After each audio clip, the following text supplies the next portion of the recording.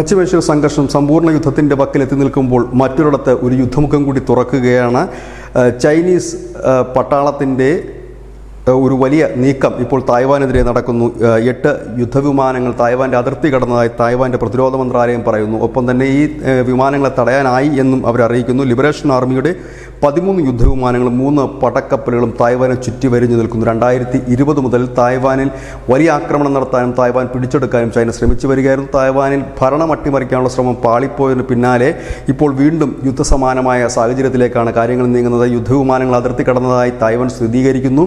ഒപ്പം തന്നെ ഇവയെ തടഞ്ഞതായും പറയുന്നു. സ്വയം പ്രതിരോധിക്കാൻ തങ്ങൾക്ക് കഴിയുമെന്നും അതിനെ പ്രതിരോധിക്കാനുള്ള നീക്കം നടക്കുന്നു എന്ന് പറയുമ്പോഴും മറ്റൊരിടത്തേക്ക് ഒരു യുദ്ധമുഖം തുറക്കുന്നു എന്ന് തന്നെയാണ് ഒരു പ്രധാനപ്പെട്ട അന്തർദേശീയ വാർത്തയും. News desk news India Malayalam.